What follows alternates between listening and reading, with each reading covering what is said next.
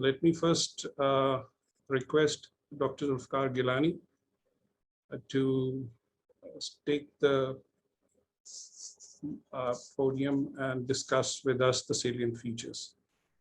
Over to you, sir, Dr. Gilani. Assalamu alaikum. Thank you very much, whoever, I think it was Dr. Farah who initially reached out to me to sort of have a conversation with all of you eminences. I may slip into Urdu at times. I hope that doesn't create too many problems for many people. So, मैं तो एक assumption लेके आया था कि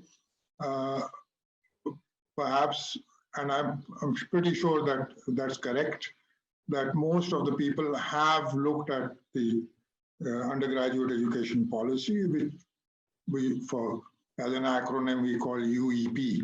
But as such concise and sort of legal documents are prone to be, उसमें बहुत सारी चीज़ों की clarification की ज़रूरत होती है. मैं सिर्फ दो मोटी-मोटी बातें कर दूं. इसमें हमने what we have tried to do is कि इसके objectives, so I hope you've read all of them. Overall objective तो वो competence based education की तरफ जाने का है. लेकिन इसमें एक बड़ी जो shift ये है कि हम अभी students को ये opportunity देना चाहते हैं कि वो चाहे initially कुछ सोच के आए हों कि मैंने फलां चीज़ पढ़नी है या ढिमकां चीज़ पढ़नी है. We'll come to management specifically in a bit. लेकिन they should have an opportunity, if they so decide, to change the discipline which if they get admission in the other department which they are looking for. उसका structure हम बना रहे हैं कि जी उसमें participation, उसमें activity level, उसकी performance वगैरह कैसे measure की जाए. So I think that was the question. What I mean, there are a number of questions which are popping up on my chat box. I guess I can't possibly. मतलब है इस उम्र में जरा the multitasking, especially mental multitasking, is not that easy. So I'll try to remain focused. I think I've covered all the bases, and I'll stop there. Thank you very much, Dr. Actually, the questions will be answered later. We're just requesting people to send their questions, and at the end we will ask those. At this moment, thank you very much for your input. Now, I would request the three panelists. First, Dr. Sadia, who would discuss the spirit and the operational issues of this policy. Dr. Sadia, over to you, please. Thank you so much, Dr. Nokhes, and Assalamu alaikum, everyone. Good evening, and to some people who are joining from different time zones, good afternoon or good morning as well. Thank you for inviting me, Dr. Nokhes, and thank you, Dr. Gilani, for providing that overview. I have actually read the policy several times, and when I read it the first time, I really liked the spirit of the policy. I moved back to Pakistan now nearly 14 years ago, and at different platforms, I have actually said that तालीम और तरबियत दोनों चीज़ें बड़ी अहम हैं, and ये दोनों जो हैं यूनिवर्सिटी की हायर एजुकेशन की रिस्पॉन्सिबिलिटी में आते हैं. I very strongly believe that universities need to produce world-class professionals who are responsible citizens, who are good human beings.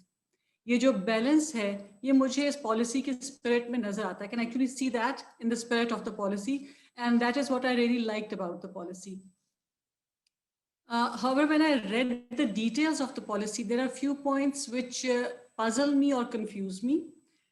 They are the main points. I think some of the points have been picked by the overview that Dr. Gilani provided. What I'm going to do is I'm going to focus on three of the curriculum related points which Dr. Gilani just discussed, and overall cover two additional points as well. Regarding broad overview of the curriculum, which Dr. Gilani was talking about. And he said that, first of all, I agree that there is enough in there that the business studies curriculum can be adjusted overall with whatever guidelines are provided. But when there are some specific guidelines provided, for example, the number of arts and humanities courses, more courses on philosophy and history, sociology, psychology, anthropology. These courses are actually related to more of that tarbiyat part. These courses are about grooming the individual. These courses are broadening the horizons of the students. The spirit is fine. Dr. Girani also pointed out that the curriculum should be focused around the issues. The student, it should be more student-centered. They're producing handbooks for this. But my question to Dr. Gilani would be, do we have the expertise in Pakistan? Do we have the faculty in Pakistan to teach these courses as in a manner which would actually result in contributing to faculty development? The way I have seen many arts and humanities courses being taught, they are not taught in a manner that they can lead to personality development, grooming of the individuals, truly broadening the horizons. The 9-week internship, I agree with it in principle. Are the universities ready for it? Maybe with some work, they could be ready for it. Dr. Gilani kindly pointed out that there are more guidelines coming. Getting the universities ready can be difficult, particularly those universities which have not been providing internships. But when we talk about, it's not just about the university world, the world outside of the university. How many government organizations, private sector organizations, NGOs are ready to accept such a large number of interns there needs to be very structured internships in many organizations across Pakistan to accommodate all the undergraduate students which are studying in universities in Pakistan. So is the outside world also ready? The third point about practical learning, PLL, sports, youth clubs and sports and all that, agreed in principle. Co-curricular, extracurricular activities actually facilitate students, groom students, very good for personality development. But we're talking here about 2 hours, 2 days a week for 4 semesters, and usually in the afternoon, evenings.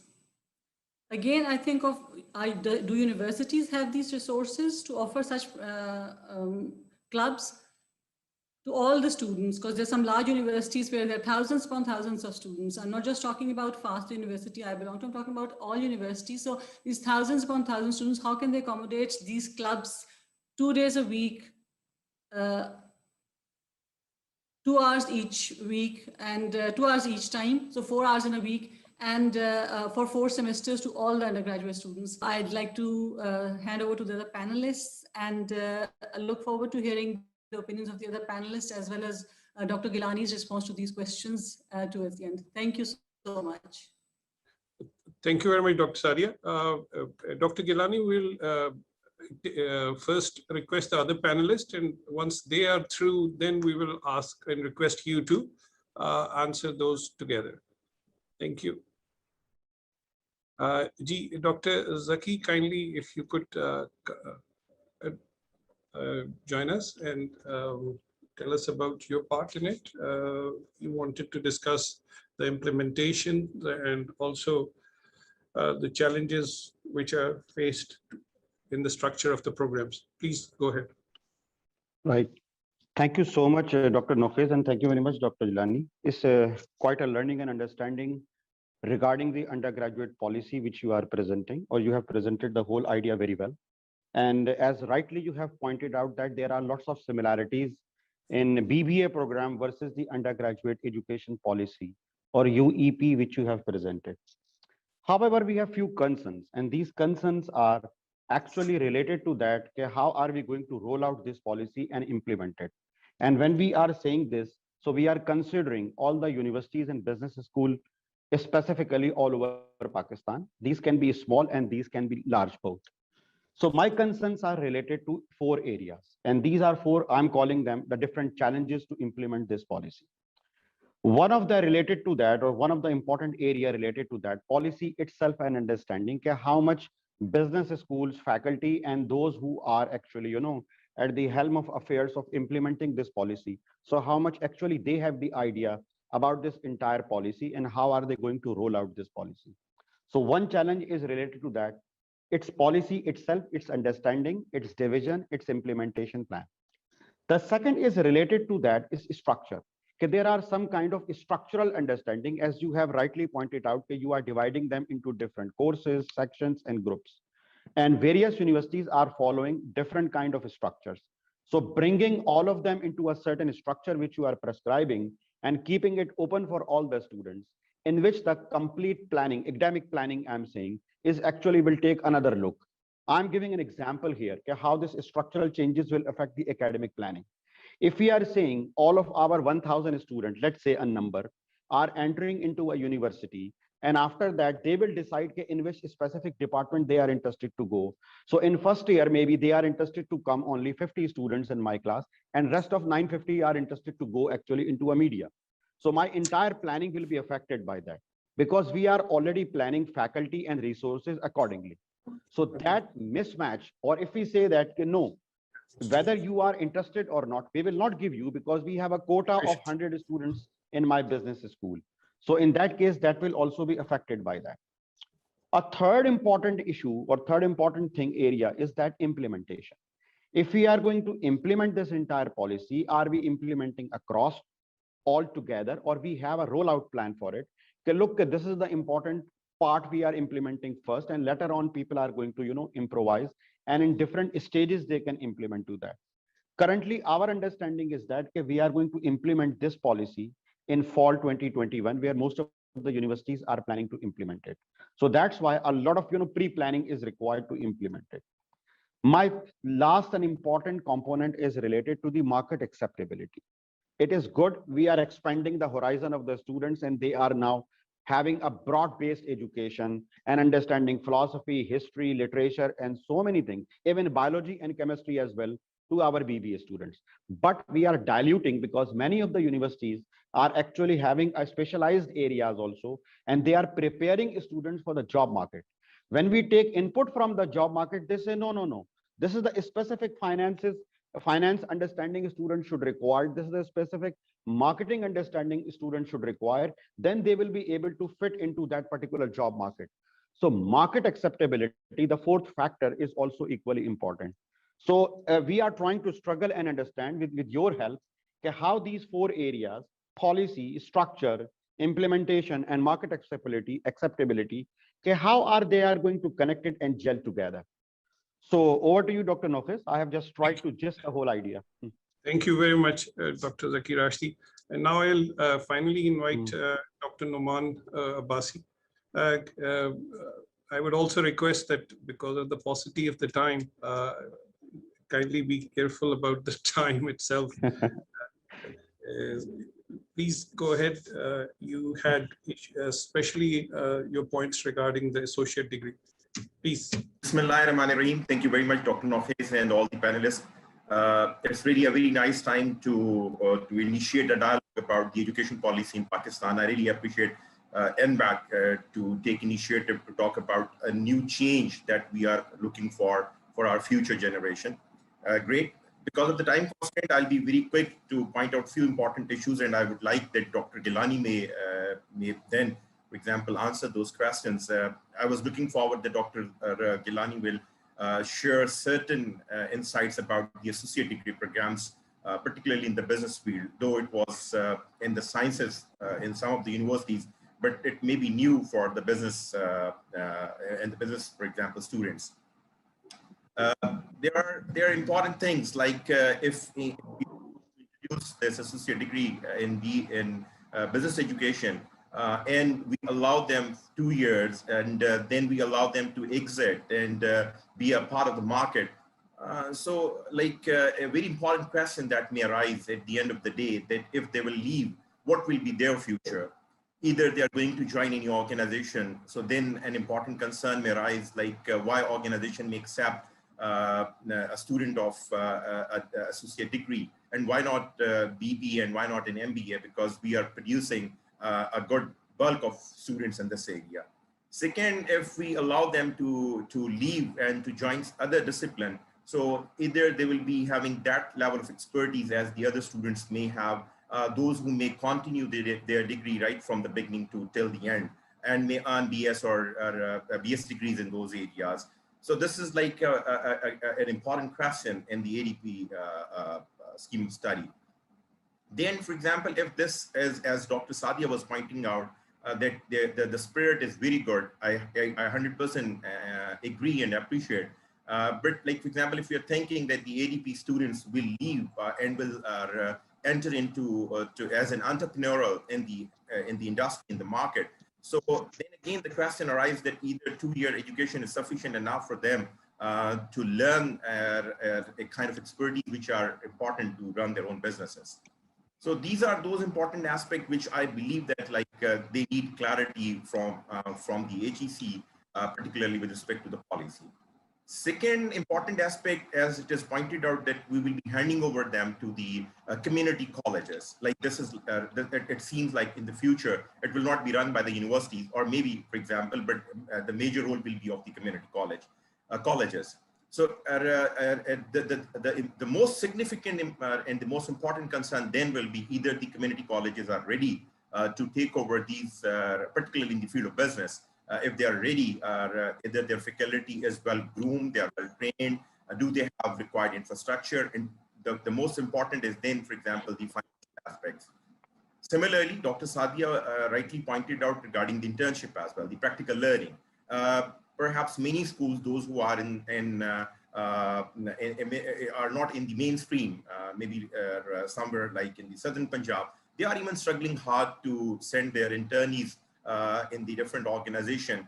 And being ahead, for example, I can say and can make the statement with confidence, like the time span has been reduced from 6 weeks even to 4 weeks by many organizations, because organizations need to accommodate a lot many students.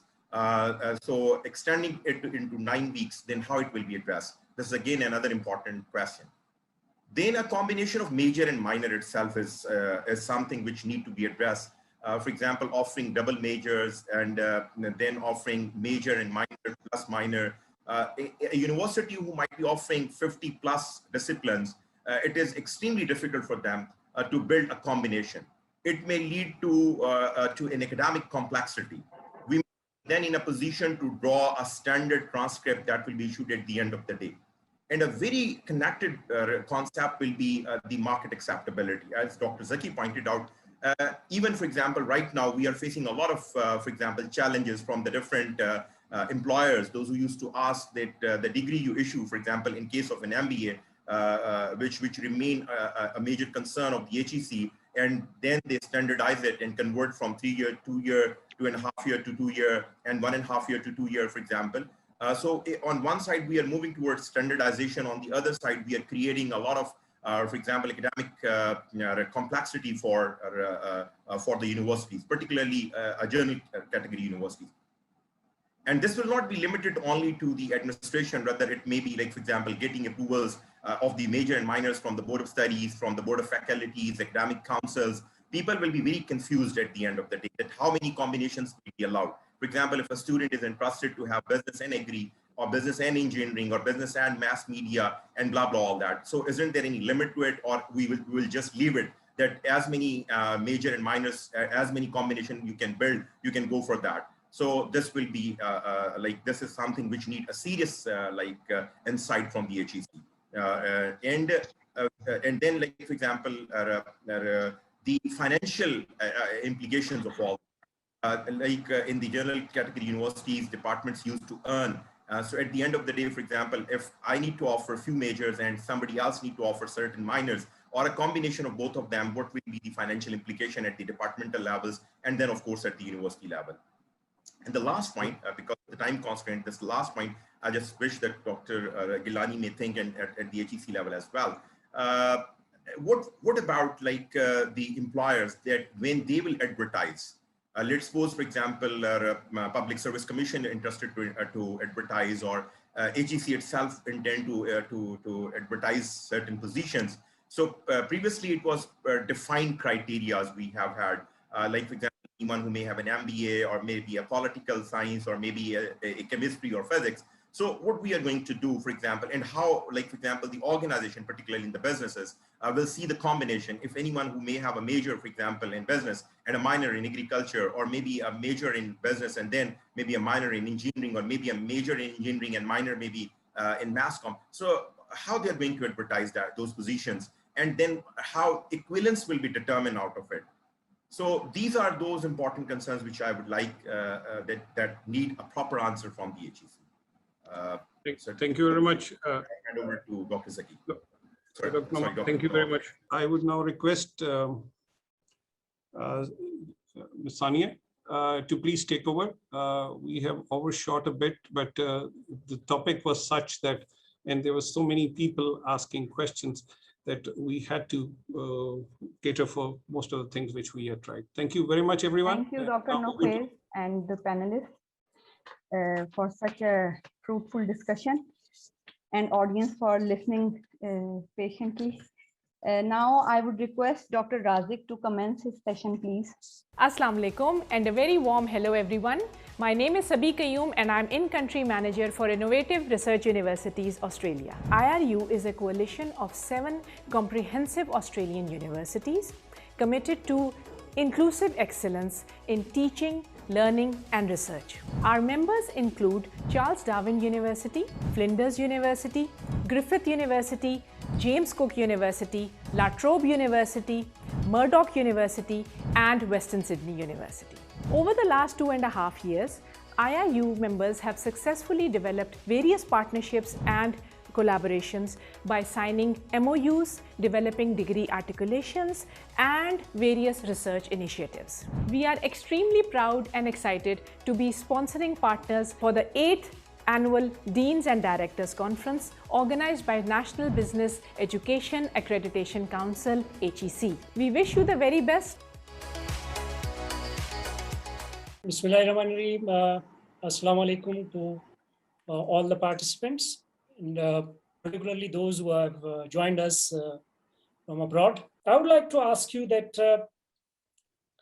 how would you describe, the guiding philosophy behind this success and these innovations that you have brought in your executive MBA program? Well, thank you for the question, and welcome to my fellow panel members. Really honored to be among you. Highly qualified and experienced people. But I'll share a few ideas of what makes the difference. Firstly, you will understand South Africa, and you can hear from my voice, I was originally British, although I've been here a long time. That South Africa is a very unusual country in terms of its mixture of people, its history, and the diversity and the challenges it's facing. And one of the biggest challenges has happened in a colonized country like South Africa has been, and a post-apartheid country, is the effect that has had on people, both in terms of the very high Gini coefficient in the country. So we have a lot of people who are very poor and who have been removed from access to education. And also the very poor education that actually is generally provided within South Africa for most of the population. So what we've got is a dynamic where we have people who are really intelligent, but have been pulled away from education, often not able to get on the pathway to education. And so only about 4%, 5% of people get an honors degree in South Africa, and fewer obviously go on to the MBAs and PhDs. And so 10% of people get an undergrad degree, and 50% in a country like Britain, or I don't know how much in Pakistan, are heading towards that. So we are dealing with an unusual dynamic. And so very many people are at work already. They've had to leave home. They've not had a chance to go to university. If they had, they've only had fundamental degrees, and they've had to carry on working. So the average age of our MBA is 42. And that means that we're getting people who've got 10, 15 years experience, sometimes in junior managers to middle managers to senior managers within that. They already have a family. They already have a job that's really busy. And you throw an MBA into the middle of that. It's absolutely impossible for people to take out a full-time year to do an MBA. And it's also impossible for them to take their eye off the ball because, you know, I know that Pakistan is one of the greatest cricketing nations on earth, and I have huge respect for that, you know, but their eyes are continually distracted from the ball, from all the other things going away, and they can't go away and do an MBA and let their jobs fail. And at the same time, they can't let their families fail. And we all know that the other acronym for the MBA is not the Masters of Business Administration, but it's a Marriage Breakup Academy. And we find that so many people have struggled through MBAs, you know, with their relationships. And we thought that we couldn't work like that. So in order to address our circumstances as relatively senior, older people who are working, we have an MBA that is by nature very flexible. So it is only about 22 taught days over 2.5 years. And each module, about 4 modules a year of about 3 days. Every assignment, there's only one exam in that, and that exam is an open book case study exam. All the other assessments are project-based and applied. So you will learn finance and you will go to your organization, do some analysis, and you will test the limits of the theory, and you will come back with something that's immediately useful. So you'll do a module, you'll apply it, and then you'll do another module and you'll apply it. So instead of doing one thing then another, it's like you'll learn one thing, and then you'll learn finance, then you'll learn marketing, and then you'll learn logistics or whatever, and you'll start applying all 3 of those together. So it's like a threads making up a rope. And after 3 years, there's multiple threads making up this complex rope of learning. So it's not like we do one thing, then another, then another. Because it's applied, it's in practice. And so we also allow people to be flexible on their assignments. We try and push people away from thinking they all have to have A's all the time. Because what I tell them is, you know, it's very good to get an A, but not that many people are looking at whether you actually got summa cum laude in your MBA. It's nice if you do, but actually what happens is those books don't evaporate when you finish your assignment. And if you're already dedicated to learning and becoming a leader, you can go back to those books afterwards. And so we create this human environment that is very flexible and also very motivational. We've gone to a very high degree of women on our program now to 52%. We've gone from 30% Black Africans into 75% Black Africans. We've gone from 1 module to one intake to 7 intakes. And we've won, you know, the #1 MBA business school in South Africa for 3 years running now by one of our assessments, mainly because we are flexible, but also the other thing that's really matter, we have a very strong sense of purpose. And the purpose, we drive against the idea that it's supposed to be a Milton Friedman-esque, you know, it's all about profit and stakeholder payoff. And we really push people towards saying you're building a nation and build the skills that are going to allow you to build a nation and build prosperity. And so we say we build the people who build the businesses that build Africa. And for our family friendly, we run programs throughout the 3 years for the partners and the families that they can come and listen to how could they manage complex projects and not become a leader that leaves their family behind, but builds a family and brings society too. So it's a very unusual model. So excuse me going on for so long, and I hope I've explained that clearly enough, but that is part of our approach. And it's a very popular approach. And because we are triple internationally accredited, we have a triple crown accreditation, we can't change the standards. But people are really very surprised that they can reach the higher levels of academic achievement, MBA achievement from Africa, and they can succeed at the same level as the British, the Danish, you know, the Malaysians, because we have, and the Germans. And the South Africans are very pleased to discover that they have all those capabilities. So it's a mixture of a school, motivational, and a character building and country building endeavor, I would say. I would like to go to Talib Karim Saab. Talib Karim Saab, your institution is also offering this MBA program. And I guess this evening MBA program is offered in your institution. So my question is that to what extent, again, you know, this program is popular, and you know, what is actually the demand for such programs? Because in Pakistan, you know, this MBA program is, you know, a bit different than the international MBA programs in terms of its duration and a little bit in terms of its credit hours. So how can you compare your programs with the international business schools that they are offering programs, and to what extent you can, you know, explain its popularity among the students, or among the society, or whether the enrollment is increasing. So could you please, shed light on this? Thank you, Dr. Razik.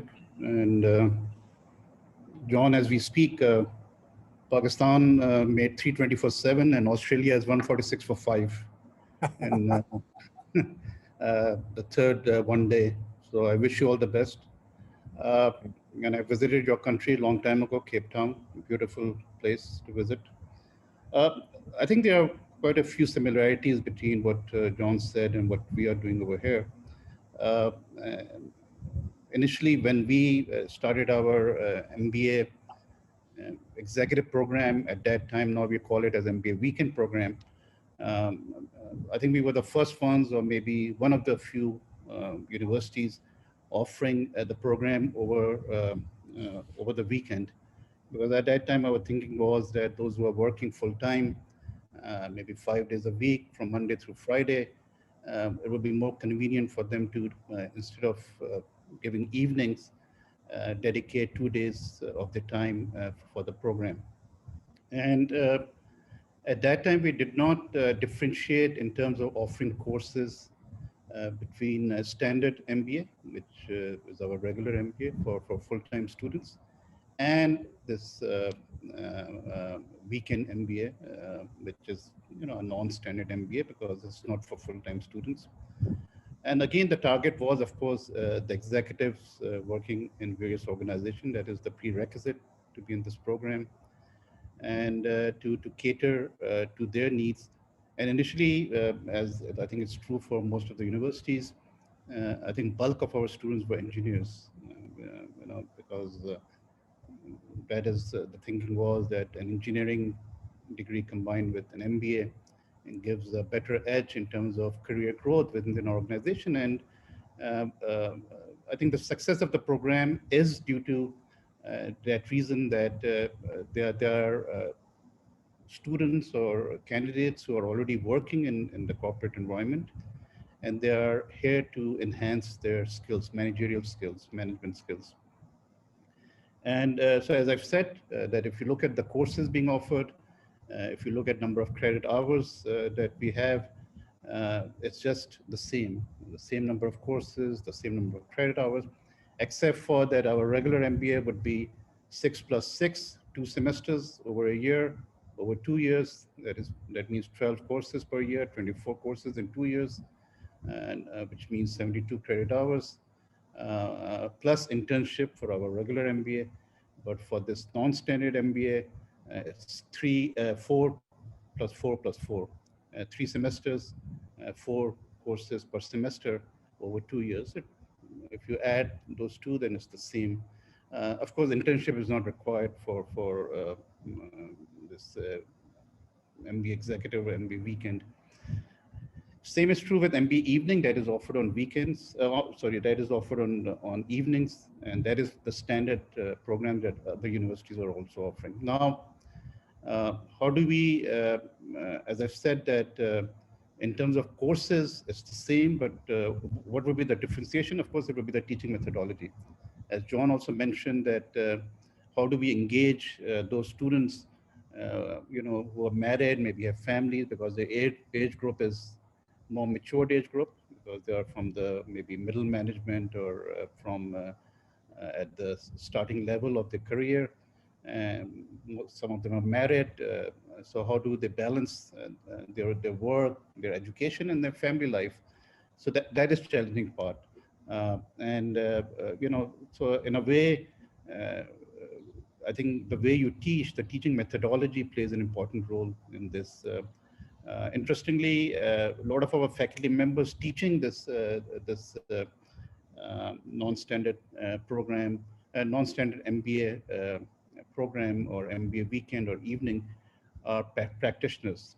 That is, a lot of faculty members are those who are also from the corporate sector, and one of the reasons is to relate them with the students, because the thinking is the same as faculty members. Of course, there are academicians also who are teaching these courses, but quite a few of them are also practitioners. One other thing that we did, because again, the curriculum that a lot of universities in Pakistan has developed now, especially at the MBA level, is more of experiential nature. So experiential curriculum along with capstone projects. So now again, the challenge comes that how do we engage, these students in capstone projects where they need to take out time and go to organizations. So again, faculty needs to work with them in a way that, while they are visiting companies, while they're visiting organizations, that is treated as a class time. So it's more of an experiential in nature that they're out in the field working on these projects to complete their capstone. In terms of one other thing that we did was we decided to introduce specialized MBA. So there's an MBA with specialization, which is very, for example, MBA with specialization in marketing, management, in finance and HR, and so on and so forth. But we also introduced specialized MBA. For example, we have MBA in health management, health and hospital and pharmaceutical management, to cater to maybe medical practitioners, doctors, even RNs, pharmacists, for them to get the skills, the managerial skills, for them to run clinics, for them to be administrators in hospitals, for them to work in pharmaceutical companies. And similarly, we have a specialized MBA in supply chain, which is picking up. So keeping all this in mind, I think, and looking at asynchronous type of work that faculty members work that engage the students, and also synchronous. So for example, the way teaching methodology is that there's asynchronous and synchronous, so that they spend 3 hours of engaging themselves with faculty members, but then they have to spend another 3 hours per week at home. And it's the challenge that lies with the faculty to how to engage these students in terms of their engagement outside the class. Just to, towards the end, to answer your question that how successful these programs are, extremely successful, as John said, because as I've said, that in order for people to have that career growth in their organization, they need to have that skill set, that managerial skill set, for them to grow within the organization. So, not just with us, I think with other universities like IBA and ICRA, I think we do attract good quality students to this program, and I think we will continue to attract. Later on, we can talk about international programs, which are for mini MBA. They can be completed in few weeks. Some very top business schools are offering those type of programs. They can be a 9-month EMBA program. I think the only issue I see with that is whether the employers and the regulatory agency in Pakistan would accept such programs as those programs which can be offered by universities, like mini MBA, which can be offered in few weeks' time, maybe in 2 months' time, or 8 weeks, which is a common phenomena in other part of the world. So maybe we can discuss that later. Thank you. Salim sir, I would like to ask your institution, that is IBA Karachi, is running this executive MBA program from the last many years, and it's a very popular program, in the country. How would you see again, in terms of its popular? Because if we compare it again with the international executive MBA programs, again, it comes, the differences, the duration of the program. And if you see that internationally, this MBA can be completed, executive MBA can be completed in 1 year, but IBA Karachi is offering 2 years, just like, as I said, that standardized MBA program. which is actually, guided by the HEC. So how can you see that, what's the difference between, the international programs that are offered in some popular business schools and the program that you offer at IBA Karachi? Thank you very much, Dr. Razik. This is, in fact, once we are comparing, let me tell you one important point that IBA is operating since last 65 years. And initially we went for the morning program. But within a few years of our operations, we moved towards the evening program. And in fact, I myself, I did my MBA from the evening program, and I joined this program in 1979. So they were actually operating in the field of evening program, or we call it part-time program, since 60s. As far as the MBA executive is concerned, it was properly launched in 2008. So 12 years have gone, and yes, it's a popular program. It's a very popular program, both evening programs and the MBA weekend program. While comparing with the internationals, yes, our programs are more structured and more aligned to the MBA morning program, because MBA morning was the main program that was launched by the institute, and everything that came after the MBA morning was drawn from that. It's a derivation from that. Since you very clearly said that yes, now MBA program has been standardized and HEC has provided the guideline for that. Similar thing is that we are also being guided by the HEC guideline, which says that minimum 66 credit hours program. Now, the MBA morning is 72. So we aligned our evening as well as our weekend program to the 72-hour program. Well, comparing with the international standards, yes, it's no way near to anything else, because mini MBA or short-term MBA or something like this, we are definitely working in this direction. But right now, we are being guided with the main programs. The beauty of the part-time program, whether it is weekdays or weekend, is the quality of the input, quality of the participants that's joining. Because they are coming directly from the industry, and they are in a position to share their experiences and also take away from here and apply into their own organization immediately.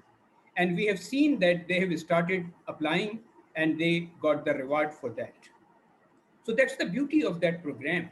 And the diversity that came there, Talib Sahab very rightly said, the engineers are coming into these programs. In our case, almost 50% of the participants are either engineers or coming from the computer profession. As far as the business and the accounting profession, hardly 20 to 25% participants are coming. So it's a mix of a class where you learn through the diversity, and the peer learning is at best, I can say the peer learning is very much there. And similarly, the quality of faculty members that are coming from the industry, because they are senior executives, maybe senior executive officer or something else, and they know how to run the businesses. They are actually running the businesses, so they are in a position to actually guide us. But coming back to your question, yes, there is a lot of differences between the international and the programs that we are offering here. Thank you, Salim Sahib. We'll get back to you, for another question, if time allows us. We'll go to, Dr. Zaki Sahib. Dr. Zaki, your institution is also offering, MBA evening program.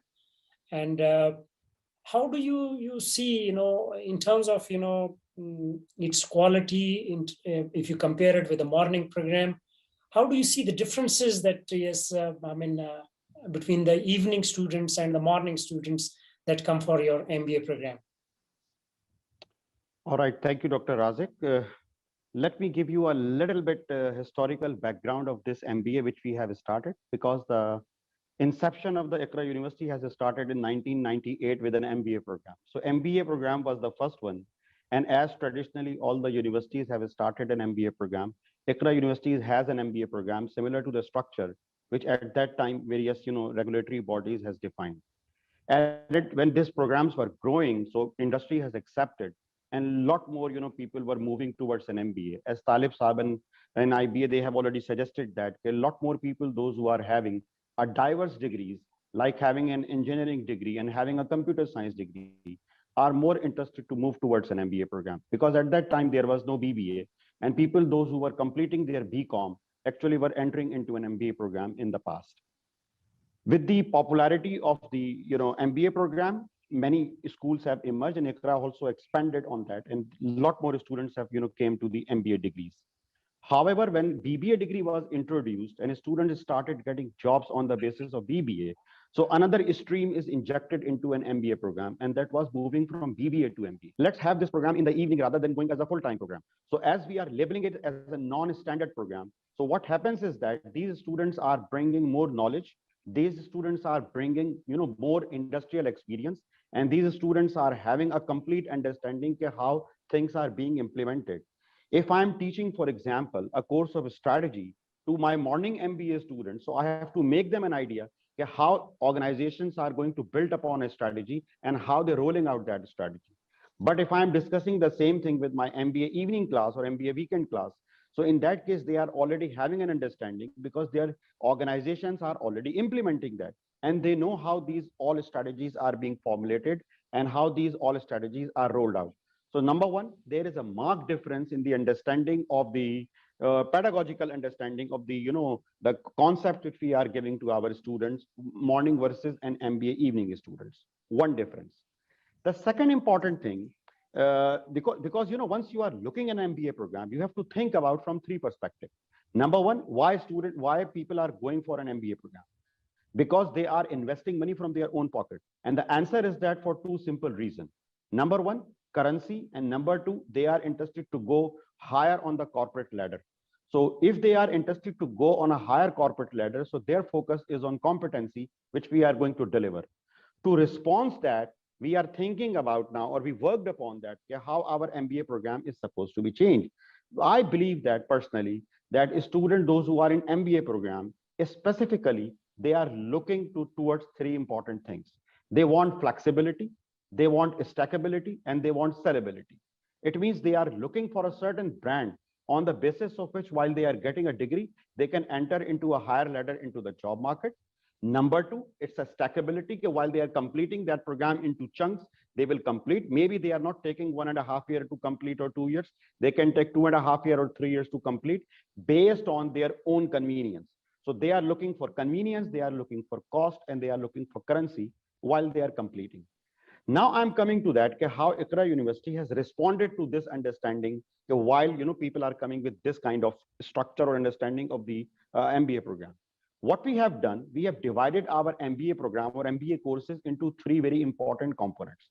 We are saying that one component is a theoretical component, which actually a PhD qualified doctor is teaching to them. So they are giving them theories, they are giving them understanding, they are giving them a clear cutting edge knowledge, whatever the research is going on in that particular field, whether it's a strategy, whether it's digital marketing, or whether it's supply chain.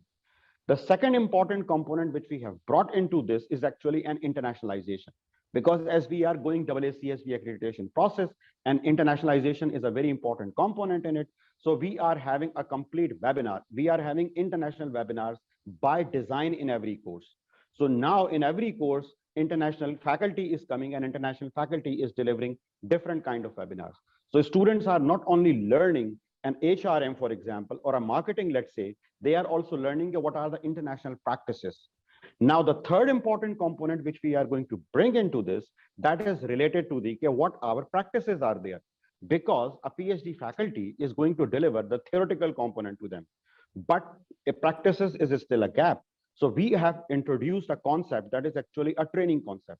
By design, in every course of the MBA, we are having a training component of 6 to 9 hours or 12 hours training, which industry people are coming and they are training our students. So the class is not a traditional class. It is actually a training based class. So faculty is using cases, international webinars are there, and the trainings by the practitioners is being done. So it's a complete blend, and it's unique blend which we are providing to our students in MBA program.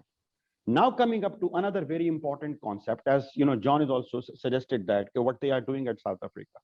We have designed a global MBA program, and this global MBA program is on similar lines as he has suggested that, where students are not going into a traditional class types, or where students are not going into a traditional assessment types. It is actually a complete project-based idea, where students are conceiving projects, they are completing projects, not only in Pakistan, but also we have tied up this internationally with different countries, like for example, Germany, like for example, Turkey, like for example, Malaysia, like for example, China. So now we are connecting with our students with internationally with different countries, where a student maybe is completing one cohort or one idea here in Pakistan, but other they are completing in Malaysia, and third they are completing in China. Outcome of this is not the degree, by the way. The purpose of this global MBA program is not the degree or the corporate ladder. It's the basic purpose of this program is that how are they going to bring change in the economy? Maybe they are already having a good business, but having this global MBA understanding, now they are going to bring in a newer business with the China, a better understanding with the Turkey, or a different kind of cohort they are going to bring or implementing with the help of other countries. So the idea of the global MBA program is that students, it's a small program, by the way, not a very big or large number of students are in it, but with this small cohort, they are getting a diverse understanding, global businesses, global ideas, and global practices. And we are bringing all these global practices together into one, so that a student will get a clear understanding how can they enhance the economy and how can they enhance the businesses. So IQRA University is looking holistically at what is the market demand, what are the requirements economically to improve the Pakistan, and what are the students requirement is that how they are interested to grow in the corporate ladder. By keeping that, we are making not just the changes in the curriculum, but also we are innovating the complete pedagogical. So it's a complete pedagogical innovation which we are giving to our students. Thank you, Dr. Zaki. Dr. Zaki, we are running short of time. It's a very interesting discussion. I am extremely thankful to all the panel. Assalamu alaikum and a very warm hello everyone. My name is Sabi Qayyum and I'm in-country manager for Innovative Research Universities Australia. IRU is a coalition of 7 comprehensive Australian universities committed to inclusive excellence in teaching, learning and research. Our members include Charles Darwin University, Flinders University, Griffith University, James Cook University, La Trobe University, Murdoch University and Western Sydney University. Over the last 2.5 years, IRU members have successfully developed various partnerships and collaborations by signing MOUs, developing degree articulations, and various research initiatives. We are extremely proud and excited to be sponsoring partners for the 8th Annual Deans and Directors Conference organized by National Business Education Accreditation Council, HEC. We wish you the very best. So Ali, I'm going to start with you. Basically, I had sent all of you the questions that I would cover. You can pick and choose, but my question, just to start you off, is, who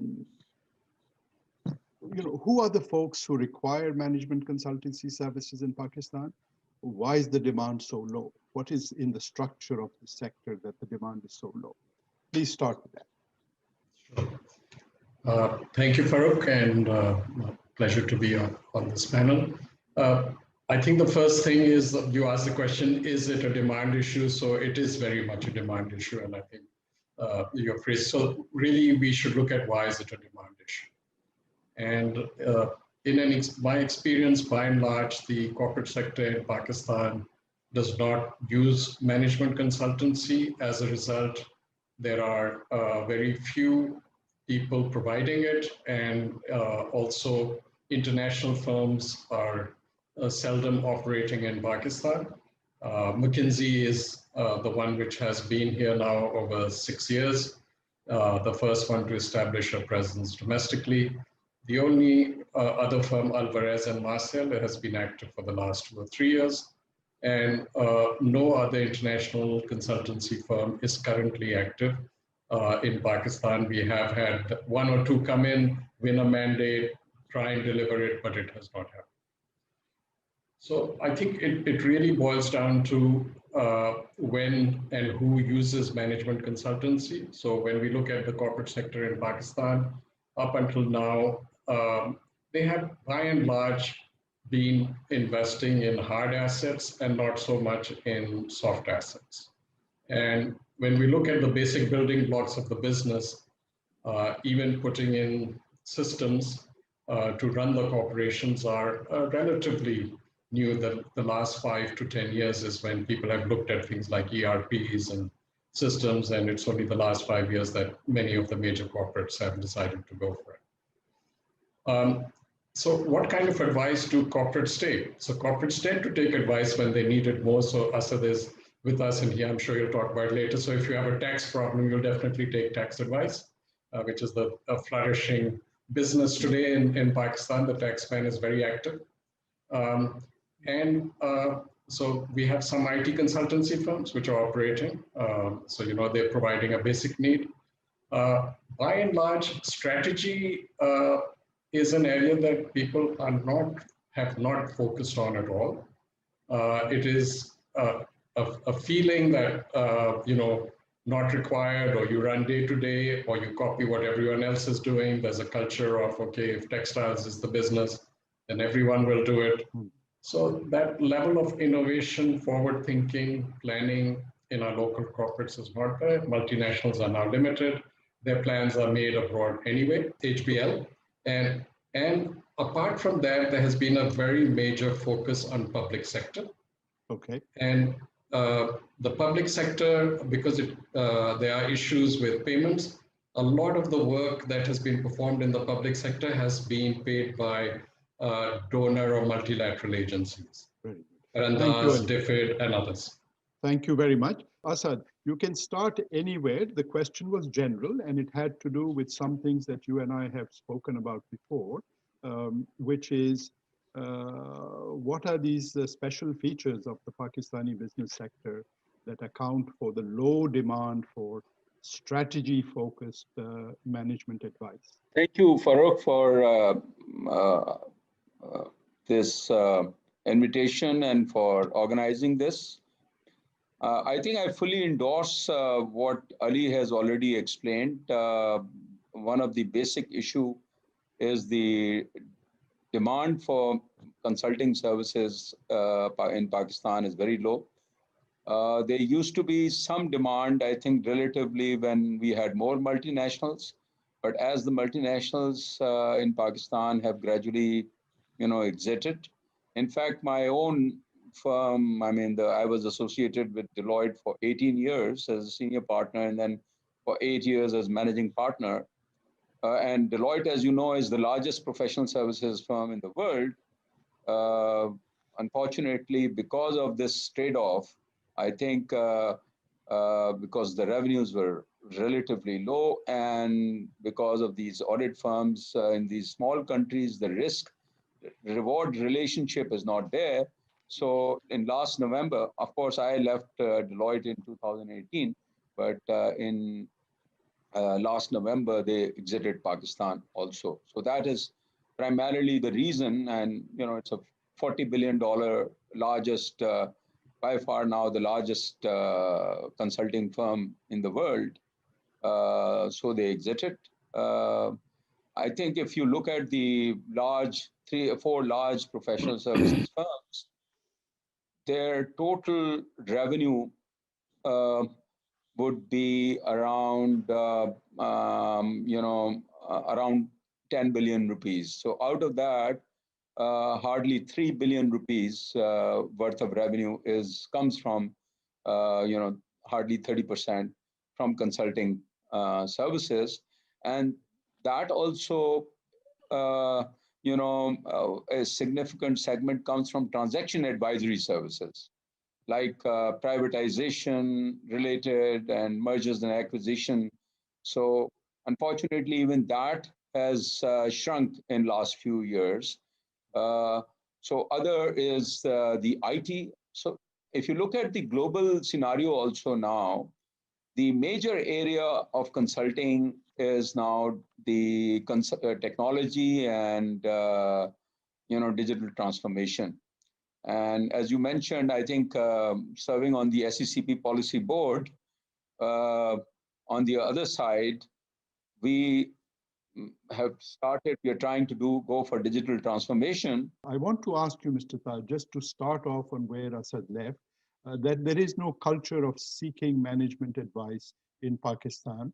I think in an earlier correspondence with some of you, I had said, is SATE culture alive and well? So could you take up on that point, please? Thank you very much, Dr. And I'm very happy to be part of this group with Asim, Ali, and Shasad. Yes, he's right, absolutely. I think I have no room to differ with him that this culture of SATE does not promote the management consulting in Pakistan. If you look at the public sector, again, he already mentioned that it's the PEPRA thing. They go for the cheaper things, not for the quality things. So where we can give them the consultancy that demands quality minds. Again, in private sector, we don't like to be advised by anybody. That's the best. That's the basic thing. We don't like to have the consulting from anybody. Our approach is, okay, when I can make money, how that consultant who is not running my kind of business for decades, how he can tell me something about my business. They do not think about the sustainability, succession planning, growing the size beyond their imagination, and things like that. And on top, because of all these factors, management consulting services are not valued at the right price in Pakistan. So it's not that popular, I would say, popular profession.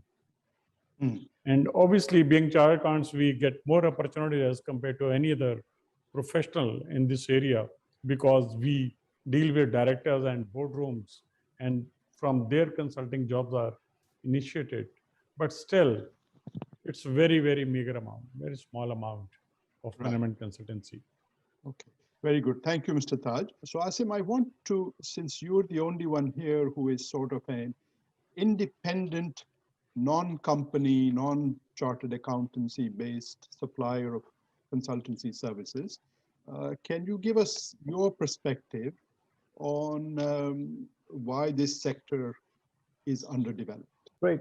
First of all, thank you very much, Dr. Farooq, for having me here.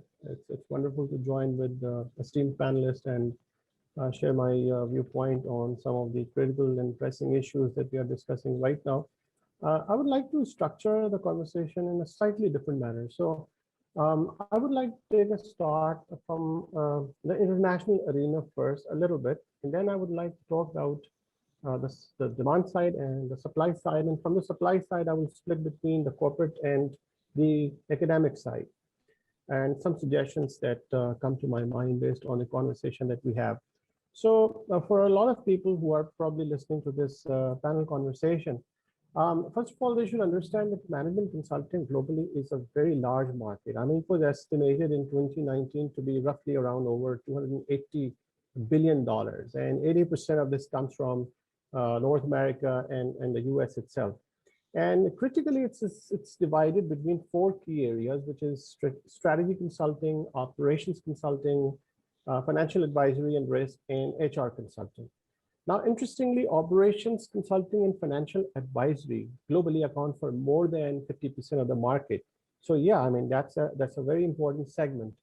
But again, if we try to understand the demand contributions by end user industry, again, based on the last available data of 2019, then 25% of the demand is created globally by financial services, and then 16% by manufacturing, and 14% by public sector, and roughly 12% by natural resources and power, and 10% by wholesale and retail. Now, in order to understand the management consulting landscape of Pakistan, we also need to look at the GDP because, at the end of the day, GDP is a main driver that determines the size of almost everything that you do in a country. Now, based on our fiscal year 20 data, I mean, industry is like 19% contributor, agriculture is 19%, and services are 62%. Now, within industry, which is 19%, large-scale manufacturing is 9.5%. And if we look at our export data, then textile was around $12.5 billion. And then it was the food group, which was $4.3 billion. So that means that this is our structure, industry size, export size, and within export, the size of the textile. Now, that is a key driver to answer a lot of demand questions that I will address in the demand part. We also need to see what is happening globally in management consulting. What are the drivers? So first of all, there's a shift towards process improvement and efficiency. There's a lot of focus on this area that comes under operations. Then there is focus on automation, digital media, marketing, agile, AI, and analytics.